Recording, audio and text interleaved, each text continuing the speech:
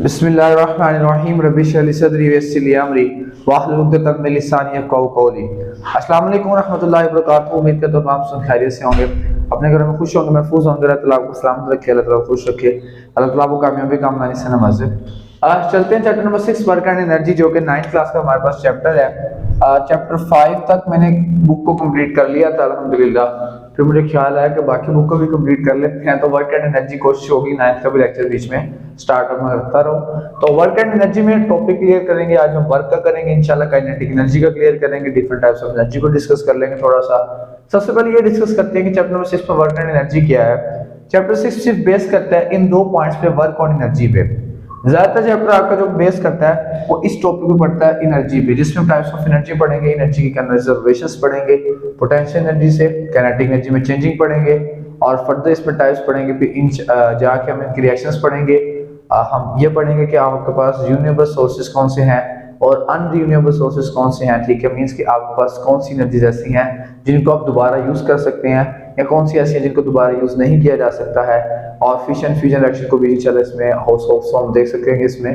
तो work and energy में basic जो पार्ट है वो एनर्जी का है। ठीक है, हम ये समझना है कि एनर्जी क्या है और ये समझना है कि वर्क क्या है बेसिकली। ठीक है, तो सबसे पहले वर्क करते हैं, वर्क को देखते हैं। क्या हम अपनी डेली लाइफ में जो भी प्रोग्रेस कर रहे होते हैं क्या वो वर्क में आती है, क्या एक स्पेसिफिक कंडीशंस है वर्क के लिए, इसको भी देखना है हमें। तो चलते हैं कि वर्क को देखते हैं। सबसे पहले वर्क डन क्या होता है, यहाँ वर्क किस चीज को कहते हैं।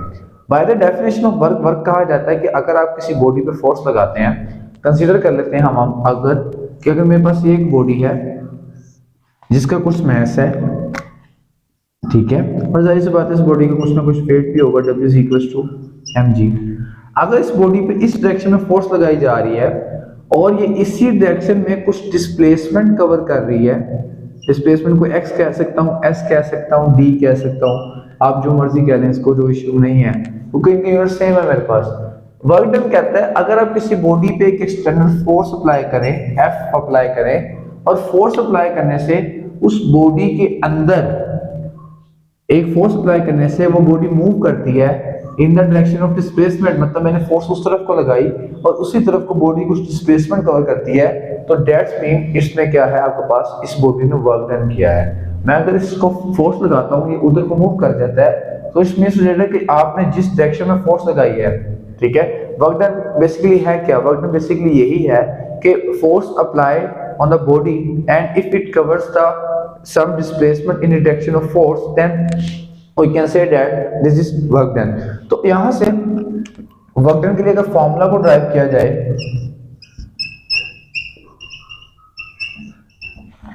तो वर्क डन का फॉर्मूला आता है W =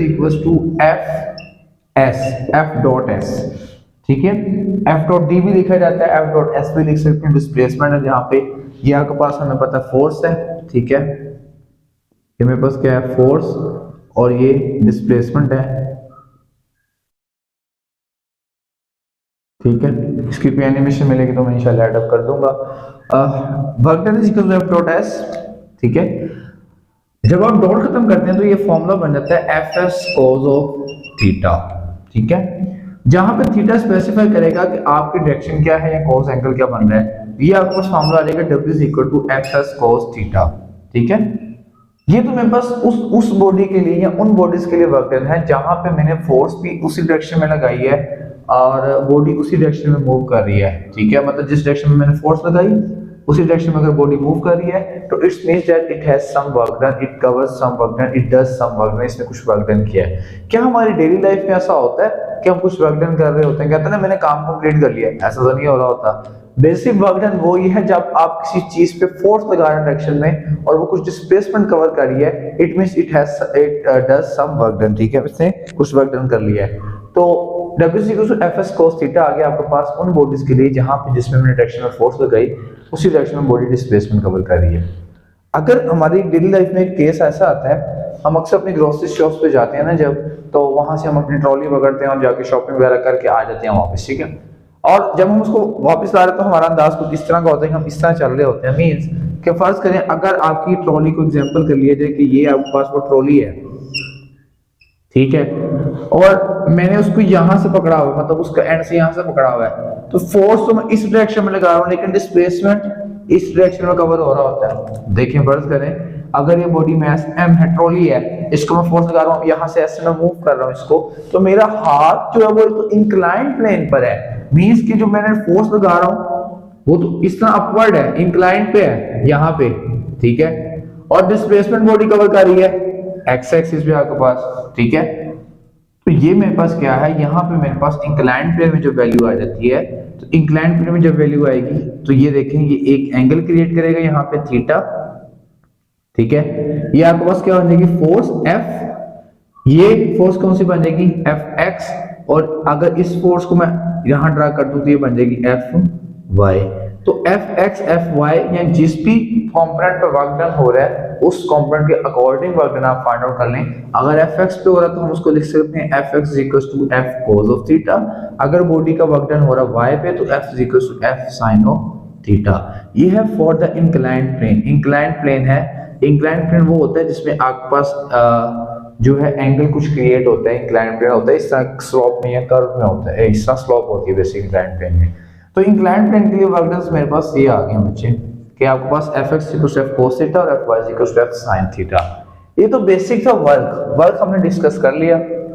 अगर हम यूनिट को डिफाइन करें वर्क के यहाँ से कि वर्क का यूनिट क्या होता है, अगर यूनिट वर्क के यूनिट को डिफाइन करना हो मुझे तो W as it is force का यूनिट होता है न्यूटन और डिस्प्लेसमेंट होता है आपके पास मीटर, तो वर्क डन आपके पास होता है 1 न्यूटन मीटर, ठीक है, जिसको हम फर्दर इक्वल लिख सकते हैं 1 जूल के, ठीक है, 1 जूल के। तो ये आपके पास आ गया वर्क डन 1 जूल के इक्वल। अगर आपको डेफिनेशन आ जाती है 1 जूल की कि सर जूल क्या होता है, या यूनिट डिफाइन करें यूनिट ऑफ वर्क को जो कि एक जूल है, तो हम उसको कैसे डिफाइन करते हैं। अगर मेरे पास आ जाता है डेफिनेशन में define joule,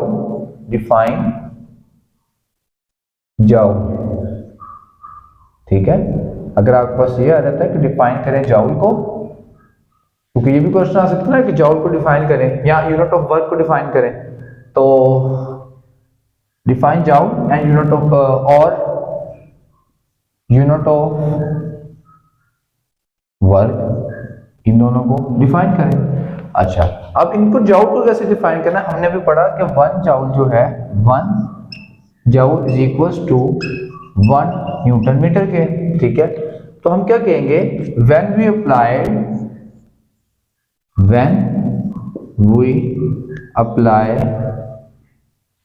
1 Newton force and the body covers a displacement, body covers a displacement in the direction of force, body covers a displacement of 1 meter in the direction of force, in the direction of force, then the work done will be 1 joule, then the work done will be 1 joule, ठीक है। कि अगर आपकी body पे 1 Newton की force apply की जाती है और वो बॉडी 1 मीटर का displacement in direction of force cover कर लेती है, तो it's means that it does a 1 joule work, ठीक है। तो बेसिक डेफिनेशन वर्क की ये है हमारे पास। हम डेली लाइफ में वर्क नहीं कर रहे होते हैं, हम कोई और प्रोग्रेस कर रहे होते हैं, उसमें डेली लाइफ के स्ट्रगल में मसरूफ होते हैं हम लोग। ये मेरे पास था वर्क, ठीक है। वर्क क्या होता है आपके पास, हमने यहाँ पे पढ़ लिया कि ये मेरे पास वर्क है। चलते हैं इसकी सेकंड पार्ट की तरफ इस चैप्टर के, दैट इज एनर्जी। कि एनर्जी आपके पास क्या होती है, एनर्जी, ठीक है। अब एनर्जी क्या है जी, एनर्जी हमें एनर्जी मिलती है किसी से खाते हैं हम, फूड लेते हैं, हमें एनर्जी मिलती है, ठीक है।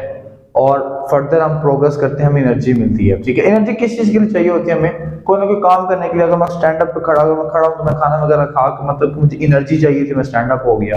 और फर्दर मुझे हर चीज के लिए एनर्जी चाहिए, कोई वर्क करना मुझे उसके लिए एनर्जी चाहिए। हाँ, अगर मैंने किसी मशीनरी से वर्क करवाना है तो मुझे उसको एनर्जी प्रोवाइड करनी पड़ेगी। ये लाइट्स ऑन है तो मुझे यहाँ पे इलेक्ट्रिकल एनर्जी प्रोवाइड करनी पड़ेगी। और अगर मुझे अपनी बॉडी के लिए चाहिए तो कुछ एनर्जी चाहिए। आजकल सर्दियां तो हम लोग गर्म ग़िज़ाएं खाते हैं, पीनट्स वगैरह यूज़ करते हैं ज़्यादातर, तो एनर्जी चाहिए होती है हमें। क्यों? हमने वर्क डन करना है, हमने वर्क करना है, बेसिकली सो जॉब्स पे जाना, बिजनेस में, व्हाटएवर हमने क्या करना है, एनर्जी रिक्वायर्ड है हमें हर फील्ड में, ठीक है। तो एनर्जी बेसिकली क्या है, हम एनर्जी लेते हैं कि भाई वर्क करना होता है हमें, इसलिए एनर्जी चाहिए, हमें दिन भर काम करना, थक जाते हैं तो एनर्जी जरूरत है, नीड है हमारी बॉडी की। तो अगर इस डेफिनेशन बनाई जाती है, एनर्जी की डेफिनेशन बनती है the ability to do work, The ability to do work is known as energy।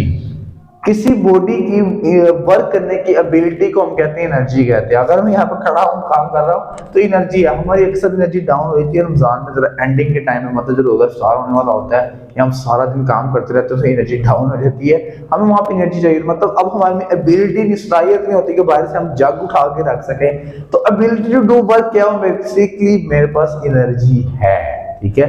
तो अगर आप किसी चीज को वर्क करते हैं, अगर आपके अंदर एक वर्क करने की एबिलिटी, सलाहियत मौजूद है, that's mean you have energy, you have potential. तो ये बेसिक डेफिनेशन है एनर्जी की। और जैसे मैंने तुम्हें पहले बताया कि आपको अगर किसी चीज से वर्क करवाना है तो आप उसको खुद एनर्जी प्रोवाइड करते हैं, तो आपको वर्क कंप्लीट हो जाता है। आगे फर्दर टाइप्स ऑफ एनर्जी को डिस्कस करते हैं। Types of energies, types of energy. सबसे पहले टाइप ऑफ एनर्जी डिस्कस करते हैं, kinetic energy. Basic two types हैं, काइनेटिक एनर्जी,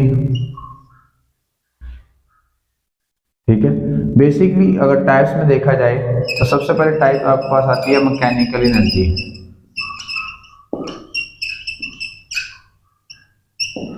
मार्कर भाई जरा खराब से हो गया। मैकेनिकल एनर्जी, ठीक है। और मैकेनिकल एनर्जी से फर्दर आपके पास आती है काइनेटिक एनर्जी और पोटेंशियल एनर्जी। हम इन काइनेटिक एनर्जी को डिस्कस कर लेंगे मैकेनिकल एनर्जी के साथ। सबसे पहले डिस्कस करते हैं मैकेनिकल एनर्जी क्या है। मैकेनिकल एनर्जी वो energy, mechanical energy basically sum up है, mechanical energy sum up of kinetic plus potential energy के, ठीक है। काइनेटिक एनर्जी के सम और पोटेंशियल एनर्जी का सम कर दिया तो हमारे पास मैकेनिकल एनर्जी बनती है कि अगर आपके पास कोई बॉडी मूव कर रही है, एक मोशन में और एक पोजीशन चेंज कर रही है अपनी, तो it means it's have kinetic energy and as well as potential energy. अगर आपके पास टरबाइन से वाटर फॉल कर रहा है टरबाइन के ऊपर, तो वो एक मैकेनिकल एनर्जी वर्क कर रहा है आपके पास, ठीक है। तो mechanical energy basically sum of kinetic energy और पोटेंशियल एनर्जी होती है। चलते हैं काइनेटिक एनर्जी को डिस्कस करते हैं और इसका प्रूव करने की कोशिश करेंगे इंशाल्लाह आज की काइनेटिक एनर्जी बेसिकली क्या होती है। इसको मैं रेज कर रहा हूँ और हम जस्ट काइनेटिक एनर्जी देखेंगे। काइनेटिक एनर्जी, ठीक है। काइनेटिक एनर्जी क्या होती है, किसी बॉडी की मूवमेंट के लिए जब वो बॉडी मूव कर रही है, जब कोई बॉडी मोशन कर रही है, तो उस मोशन में जो एनर्जी यूज होती है इट मींस इस काइनेटिक एनर्जी। जब किसी बॉडी में कोई मूवमेंट है, ठीक है, या किसी बॉडी के अंदर कोई बॉडी मूव कर रही है, तो उस बॉडी की मूवमेंट के लिए जो एनर्जी यूज हो रही होती है that is known as kinetic energy. वो हमारे पास क्या होती है, काइनेटिक एनर्जी होती है। तो काइनेटिक एनर्जी का हमारे पास फॉर्मूला है, kinetic energy is equal to half mv square. तो ये मेरे पास काइनेटिक एनर्जी का फॉर्मूला है, हाफ mv स्क्वायर। और इसको हमने प्रूव भी करना है कि हमारे पास काइनेटिक एनर्जी किस तरह हाफ mv स्क्वायर के इक्वल होती है। अच्छा जी, हम कंसीडर कर लेते हैं अगर एक बॉक्स है, हमने इसको इस डायरेक्शन में फोर्स लगाई और इसने इस डायरेक्शन में डिस्प्लेसमेंट कवर कर लिया। मैंने कहा कि बॉडी की मूवमेंट की वजह से जो एनर्जी प्रोड्यूस होगी वो होगी काइनेटिक एनर्जी। ये बॉडी को यहां से यहां मूव करवाया, मींस इस बॉडी के अंदर काइनेटिक एनर्जी प्रोड्यूस होगी, जो कि किसके इक्वल होगी, इस बॉडी के वर्क डन के इक्वल होगी, W के। इस बॉडी को मूव कराया ना काइनेटिक एनर्जी के लिए, इस बॉडी को मूव कराया, इसने उसी डायरेक्शन में डिस्प्लेसमेंट कवर कर लिया, तो इस बॉडी का एनर्जी आगे काइनेटिक एनर्जी आगे, तो बॉडी की मूवमेंट में काइनेटिक एनर्जी आती है। तो अगर मैं लिखूं kinetic energy is equals to Fs, work done है ना, काइनेटिक एनर्जी किसकी, वर्क डन के, बॉडी ने मूवमेंट किया और उसी डायरेक्शन में फोर्स अप्लाई की तो उसने कवर कर लिया डिस्टेंस। तो काइनेटिक एनर्जी आपके पास इक्वल आएगी, kinetic energy is equal to force multiply by displacement. अगर यहाँ पे कुछ assumptions कर ली जाए, मैं कहूँ कि बॉडी जो है उसकी इनिशियल वेलोसिटी मेरे पास है v। जब बॉडी ने मूव करना स्टार्ट किया उसकी इनिशियल वेलोसिटी v थी, और कुछ टाइम बाद जब बॉडी इस स्टेट पे पहुंचती है, इस स्टेट पे पहुंचती है, बॉडी ड्यू टू फ्रिक्शन रुक जाती है, फाइनल वेलोसिटी उसकी 0 आ जाती है आपके पास। यहां से बॉडी यहां पे मूव कर गई, उसकी फाइनल वेलोसिटी आपके पास क्या आ गई, 0 आ गई। इनिशियल वेलोसिटी v थी। सारा प्रोसेस हो रहा था in the terms of time में हो रहा था किसी, ठीक है। सॉल्व करते हैं, इन वैल्यूज को यहां पे लिख लेते हैं। इनिशियल वैल्यू v है आपके पास, फाइनल वेलोसिटी आपके पास क्या होगी, 0 होगी, ठीक है। पुट करते हैं वैल्यूज इन न्यूटन, सॉरी हम इसमें पुट करते हैं थर्ड इक्वेशन ऑफ मोशन में, according to third equation of motion. Third equation of motion में देखते हैं हम लोग, थर्ड इक्वेशन ऑफ मोशन हमारे पास थी 2as is equals to vf square minus vi square। ये मेरे पास थर्ड इक्वेशन ऑफ मोशन है। ओके, फर्दर यहाँ पे वैल्यूज पुट करते हैं। ये तो मेरे पास 0 का स्क्वायर आ जाएगा माइनस vi जो आपके पास है वो आपके पास क्या आएगा, vi अल्लाह आपका भला करे आएगा v, क्योंकि मैंने यहाँ से v पुट किया था इसको, ठीक है। और यहाँ पे 2as चीज आ जाएगा, ये आ जाएगा 2as is equals to minus v square, ठीक है। अब ये एक्सेलरेशन क्या है इसमें। अच्छा, न्यूटन का थोड़ा सेकंड लॉ याद करते हैं। न्यूटन के सेकंड लॉ उसने कहा था कि जब आप किसी बॉडी पे फोर्स लगाते हैं, आप किसी बॉडी पे फोर्स लगाते हैं और वो बॉडी उस फोर्स की डायरेक्शन में कुछ एक्सेलरेशन अटेन कर लेती है, तो according Newton to second law force किसके इक्वल होती थी, F equals to m, a के इक्वल होती थी। तो a आपके पास क्या आ जाएगा, यहाँ से फोर्स डिवाइडेड बाय m आ जाएगा आपके पास a, ठीक है। Basically F equal minus ma होगा, a equal minus f over m आ जाएगा। तो अगर यहाँ पे पुट करते हैं a equals to minus f over m equals to minus v square, ये नेगेटिव नेगेटिव से कैंसिल आउट हो जाएगा। बाकी डेरिवेशन में यहाँ पे सोल्व कर देता हूँ आगे, ठीक है। यहाँ से मेरे पास वैल्यू बच गई, सिंपल जो वैल्यू बचती है मेरे पास वो बचती है 2f, सॉरी s भी है यहाँ पे जी, s भी लिख लें, 2f over m dot s is equals to v square. अगर 2f डॉट s इधर रहना चाहिए जाए और m इधर जाकर मल्टीप्लाई हो जाएगा mv स्क्वायर। ये 2 इधर मल्टीप्लाई हो रहा था इसके साथ और उधर जाके जब डिवाइड होगा f dot s is equals to हो जाएगा mv स्क्वायर बाय 2k, ठीक है। अब f डॉट s किसके इक्वल आया है, mv स्क्वायर बाय 2k। हमने स्टार्टिंग में f डॉट s को किसके इक्वल किया था, काइनेटिक एनर्जी के। तो अगर f डॉट s की जगह मैं लिख दूं kinetic energy is equals to half mv square, तो that will be the right proof for the kinetic energy कि जब किसी बॉडी में मूवमेंट होती है तो वो बॉडी काइनेटिक एनर्जी को कवर कर रही होती है। तो ये आपके पास एनर्जी के टॉपिक से रिलेटेड काइनेटिक एनर्जी का प्रूफ था, ये इंपॉर्टेंट प्रूफ है, आपको इसको आपने याद रखना है। आप क्वेश्चन आ सकते हैं कि proof kinetic energy is equal to half mv square. तो उम्मीद करता हूं कि आप लोगों को समझ आएगी। अगर ये समझ आया तो इसको लाइक करें, शेयर करें, सब्सक्राइब करें। मिलते हैं नेक्स्ट वीडियो में एक नए टॉपिक के साथ। अल्लाह।